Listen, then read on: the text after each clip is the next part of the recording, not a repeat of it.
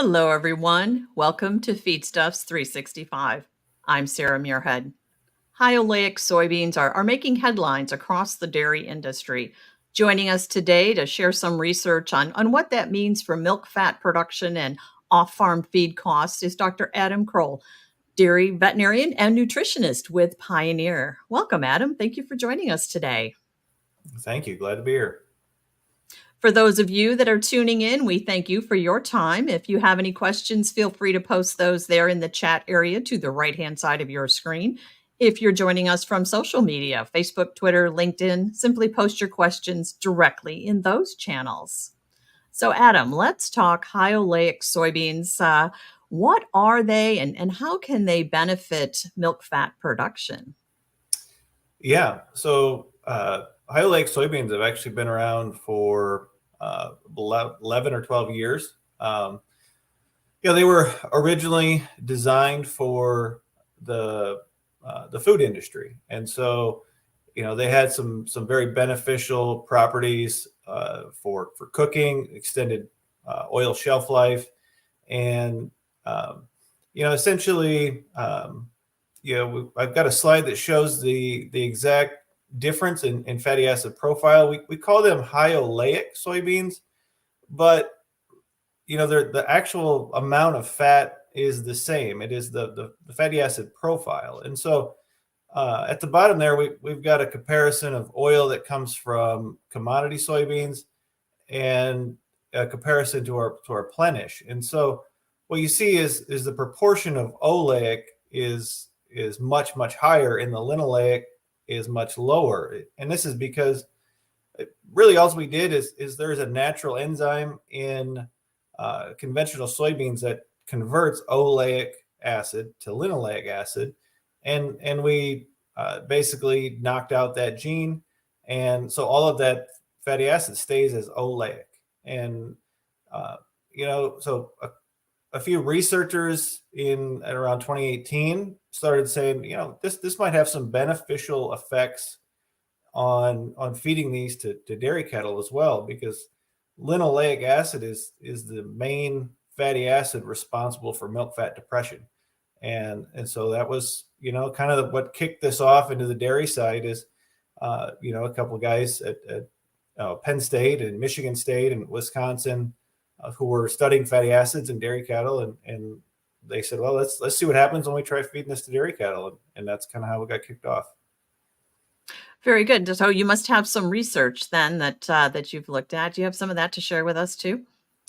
Yeah, so I'll go through a couple of the original studies and kind of show you what they found, and we'll kind of chat about some of the research that's going on now. So these first two that I'll mention are the original studies. These are 2018. This one was done at Penn State, and this one was using extruded soybean meal, Plenish versus conventional. And extruded soybean meal would have at 7.5%, 8% oil left in the soybean meal. So it's a higher oil content soybean meal. And that's an important point, because when we think about conventional soybean meal that we've done a hexane extraction, we've pulled all that fat already out. So, in this study, what they did is, they essentially just compared what happens when we replace the extruded soybean meal from conventional with Plenish. And, they saw a really nice milk fat response, almost 0.2 of a point in milk fat response. In, a true, we didn't affect milk yield. So we had a true, milk fat pound or kilogram improvement. One of the things we've realized as we look back at these studies is looking at how much we're reducing that linoleic acid or the polyunsaturated fatty acid. So you'll see the PUFA, which is written there. And the more we can reduce the polyunsaturated or mostly linoleic acid, the more we can expect a milk fat response. And so one of the reasons I really like this Penn State study, even though it isn't using roasted or whole soybeans, it's using soybean meal, the diet they started with was 478 grams of polyunsaturated. And that is right on the North American average for the amount of fatty acids in a typical dairy diet. And so they reduced it by, about 160 grams, and saw that 2/10 of improvement. And so this study is, a fairly nice, clean kind of real world example. The other study was out of the University of Wisconsin, and I would say this study was a little bit more of a proof of concept in more of a worst case scenario. And they saw a huge response in milk fat from 3.09 to 3.5. And some people still look at this and think that, when I start feeding Plenish, I'm going to get this huge bump in milk fat. This was a herd that was already depressed in milk fat. A 3.1 fat percent is really, really low. And so they were feeding 812 grams of polyunsaturated. And so this was really trying to induce milk fat depression and utilizing Plenish to bring it back. So they started at 812 grams and cut it in half to 394. It shows that Plenish can be really powerful. It is hugely increased the profitability in this scenario, but we wouldn't necessarily expect to see this big of a response just from feeding Plenish. So these were the original two. Since then, this really caught traction. We had a lot of herds, especially on the East Coast, playing around with Plenish and looking at various inclusion rates. And so Kevin Harvatine at Penn State, in 2021 did some studies where he basically just said, what is the ideal feeding rate, and looked at, roasted Plenish soybeans at various inclusion levels from 0 to 15%. And, long story short, as he increased the inclusion rates, the milk fat went up. He did a few additional things on looking at,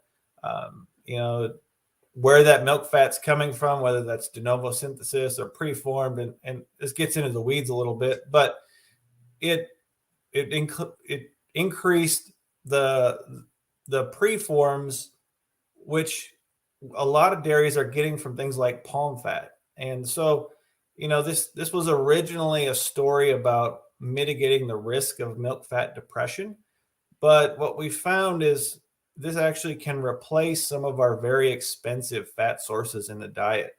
And so, there's really two sides of the coin here of, if we think we've got some issues with milk fat depression, using Plenish can help mitigate that and increase our milk fat.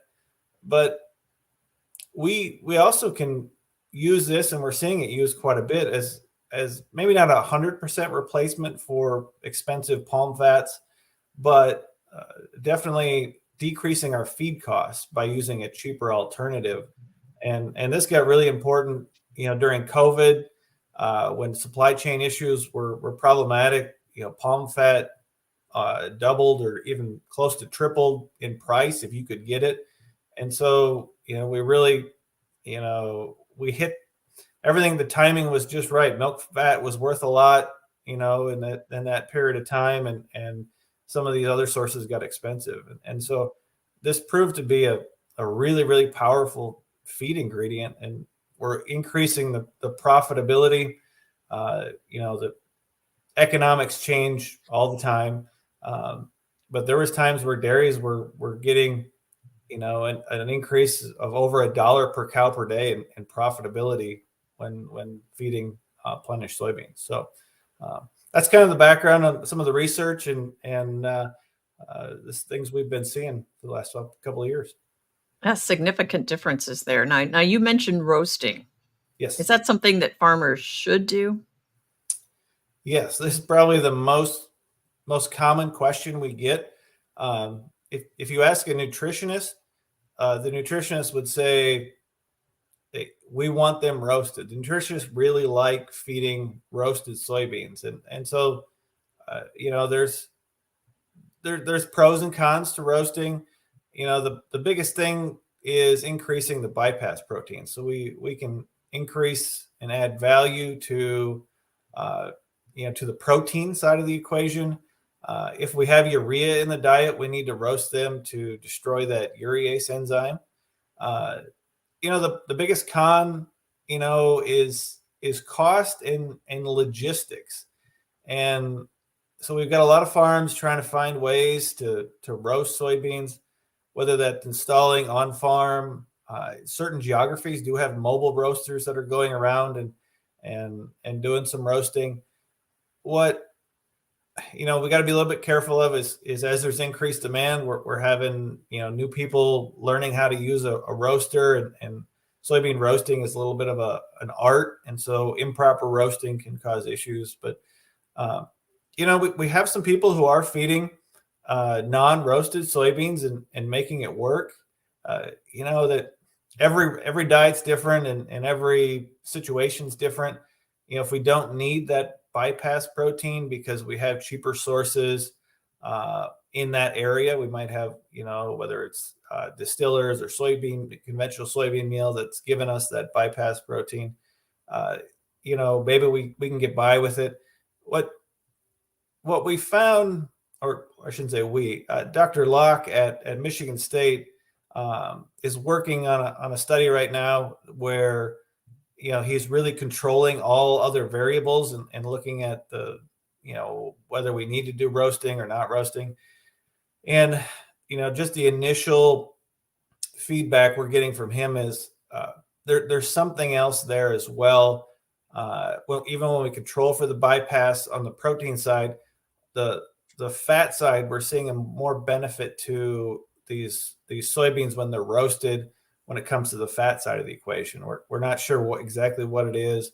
Probably has to do with some sort of fatty acid digestibility, whether that's being absorbed in the rumen versus the small intestine. So there is something there, and we're seeing a lot more value in the roasting. Unfortunately, there's some logistical concerns, especially as we start thinking about putting this on bigger and bigger dairies. The ability to roast the amount that we need to roast becomes a little bit of an issue. What about farm feed costs? Have you taking a look at that? Yeah, and we look at economics, and I try to update some of the economics every few months as I can, and there's so many variables. But when we start looking at economics, there's a couple different ways that people are putting this in the diet, and I can provide about 10 more examples, but I'll show kind of two examples of what we're finding that's a common way to put Plenish in the diet. And so this would be a diet that has their current diet has maybe 10 pounds of a conventional soybean meal, a low oil. Now a lot of people will say, well, I don't know anybody who's feeding that much, soybean meal, but they're feeding some sort of a protein pellet or something along that line that they would need less of if they were feeding soybeans. So, typically we see a lot of these fat supplements. I'm just using Energy Booster as an example here. Upwards of 1 pound is pretty typical for a lot of diets. If we want to feed Plenish soybeans, we could feed roughly 5 pounds is kind of a nice number. So, if we fed 5 pounds of Plenish soybeans, we could completely remove our fat supplement from the diet and drop our necessity for as much conventional soybean meal. So we got some on-farm production of our feedstuffs. We don't have to go out and pay trucking both ways for soybeans.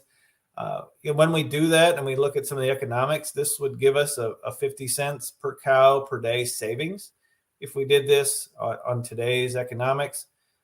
In this scenario, though, if we actually look at what that's doing to the amount of linoleic acid or these polyunsaturated, we wouldn't necessarily change the amount of linoleic acid that we're feeding. So this is where we really wouldn't expect to see a bump in milk fat. And so this is one of those areas that some people got a little bit confused originally is, well, I'm feeding Plenish, but I'm not seeing a milk fat response. And so if you're not changing the linoleic acid a lot, we're probably not going to see a milk fat response. So then we need to be penciling in, does this provide us a cost savings in compared to what other feedstuffs are in that area? And so what we figured out is if we can move for about every 100 grams, we can drop linoleic acid. We can expect maybe a tenth of a point in percentage of milk fat. And so that would be my other example here would be a diet where, maybe we were feeding one of these soybean meals had higher fat levels, a little bit of a energy booster again, and we converted this diet to the same type of diet, 6 pounds of conventional soybean meal and 5 pounds of roasted soybeans. In this scenario, we wouldn't see necessarily a huge cost savings, but we would be lowering the linoleic acid in this diet from 600 grams down to about 400 grams. And so if we did that, again, we would expect roughly 2/10 of a bump in a milk fat response. And so, if we get that in today's economics, we're talking 67 cents per cow per day. And so, again, these things change all the time. These same numbers a year and a half ago were over $1 per cow per day. 6 months ago, they were maybe at 85 cents. And today they're somewhere around, 55, 60 cents, which, is nothing to scoff at in the dairy industry. That's still real money and for not a lot of changes. Right, exactly. Great examples. So, how can farmers then plant or get Plenish soybeans next year? Yeah, so the best way is to just contact their local Pioneer rep. So you can, if you don't have a local rep that you're used to working with, you can go to pioneer.com and locate your local sales rep. The Plenish soybeans are that they have quite a few different varieties. One of the things that we're working on is getting some more shorter day um, varieties of soybeans. So if you're on a really far north, we may not have a soybean that's we've got a lot of interest in Canada, and we don't have a soybean that fits there. But once we get into Wisconsin, Michigan, Minnesota, Iowa, New York, Pennsylvania, we have soybeans that fit all those geographies really, really well. So that's the best place to start. And we also publish, this is on the more the food side of it. If you're a grain producer and you want to produce these for a dairy or have the potential to take them to a processing plant, you can again go to pioneer.com /Plenish, and you can look at the premium being paid by various soybean crush plants.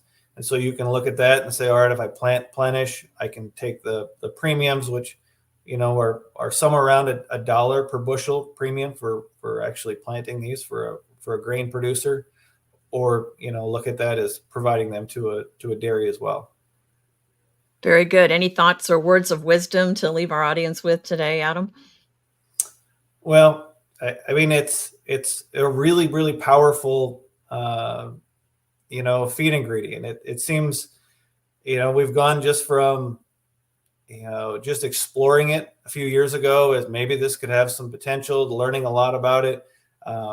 It's one of those things where we see it a lot in the dairy industry. We have things that start on the East Coast and work their way west. And so we're talking to dairies in the Midwest, California, Washington, people that have not planted soybeans in years, considering planting soybeans. Some of these dairy areas, there can be some issues with corn on corn on corn for years in a row. And so utilizing soybeans back into that rotation it can be really powerful as well. And so, there's a lot of other hidden benefits that we're seeing, and we're just continuing to learn more as we move forward. Very good. Dr. Adam Krull, dairy veterinarian and nutritionist with Pioneer. Thank you for joining us today, Adam. And And thank you for joining us as well. For those of you that have tuned in, a reminder that all Feedstuffs 365 segments are available online at feedstuffs.com. Simply go to feedstuffs.com, scroll down until you see the Feedstuffs 365 window. Until next time, for Feedstuffs, I'm Sarah Muirhead.